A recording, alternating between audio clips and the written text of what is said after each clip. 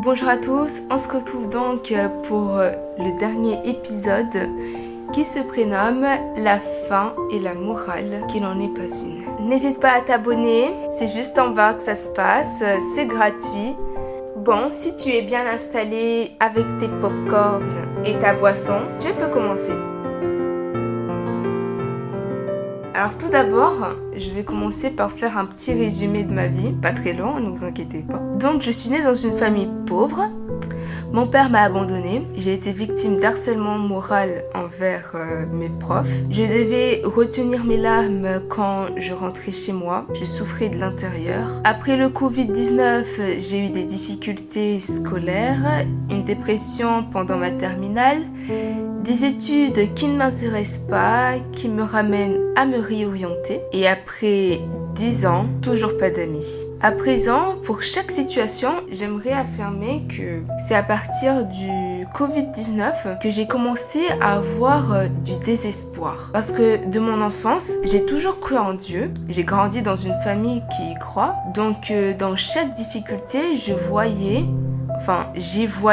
une bonne chose. Je ne sais pas ce qui m'est arrivé, c'est comme si j'ai arrêté d'y croire, mais pas vraiment, mais plutôt que ma foi a baissé. Ainsi, je ne voyais plus les bonnes choses que le Seigneur m'accordait. Et vous savez très bien, pour ceux qui croient en Dieu, que Dieu ne nous donne pas de choses qu'on ne peut accomplir. Est-ce que vous me comprenez?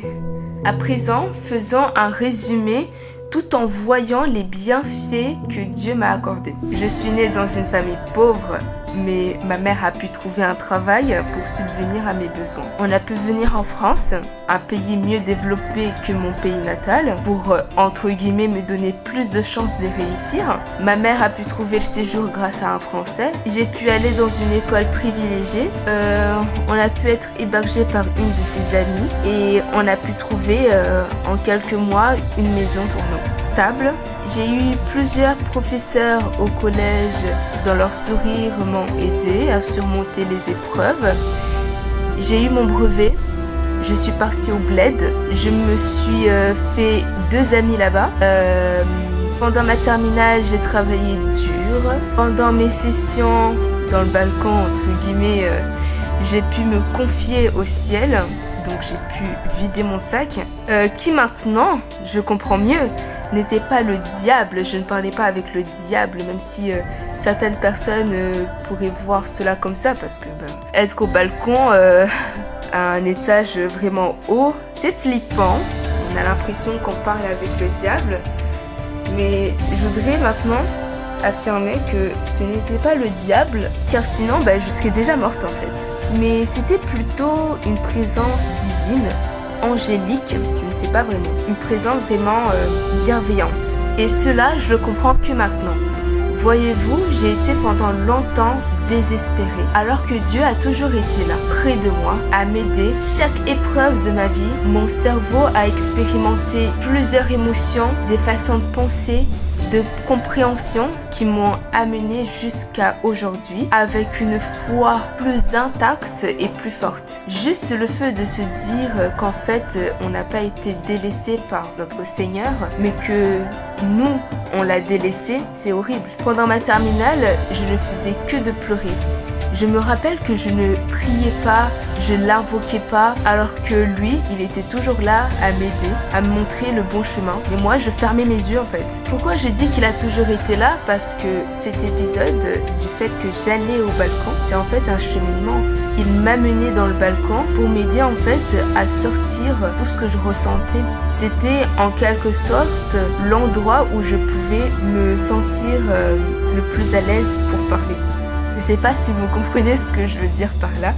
Donc j'allais dans cet endroit où Dieu, entre guillemets, m'attendait, alors que c'était pas forcément mon intention, mais ce que je faisais, ce que je disais, finissait par l'atteindre. Aujourd'hui, quand je réfléchis sur cela, j'ai vraiment honte d'avoir pensé, ne serait-ce qu'une seconde, que ma situation, ma vie, était trop difficile pour mon Seigneur. Alors que nulle chose, nul petit grain de sable n'est difficile à contrôler pour lui. Alors, par mon histoire, j'aimerais en quelque sorte aider les personnes qui vivent des situations vraiment désespérantes, peut-être même pires que la mienne. J'aimerais les aider à voir le bon côté des choses, à se rappeler que dans ce bas monde, on n'est que de passage pour grandir, soigner, remplir de savoir et de sagesse notre cœur et notre âme. Nous sommes guidés par Dieu, nous avons été guidés par Dieu et nous le serons toujours si on le demande. En effet, Dieu nous guide par des chemins différents et notre finalité est et il doit rester le retour vers notre Seigneur. Vous savez, peut-être que vous pensez que j'ai envie de me suicider. Je ferai jamais une chose pareille parce que ça serait trop dur pour ma famille.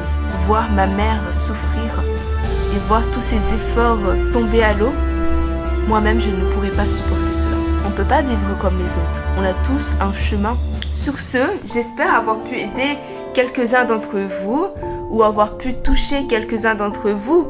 Car en effet, lorsque l'on voit une personne en difficulté, on ne peut pas s'imaginer ce qu'elle ressent, toute l'histoire derrière elle. Alors soyez prévoyants et ouverts d'esprit et à l'écoute de votre entourage. Mon histoire se termine là. Je ne sais toujours pas ce que je veux faire dans l'avenir. Je ne connais pas mon avenir. Mais une chose est sûre, je dois me rapprocher de mon Seigneur, faire des choix qui au final ne seront que mon destin. Et je dois continuer à croire. Je mets 3 points de suspension car ma vie n'est toujours pas terminée. Même si je ne sais pas combien de temps elle durera. Alors abonnez-vous, commentez, partagez. Et de ces 3 points de suspension, je vous dis Aïda 青春サササ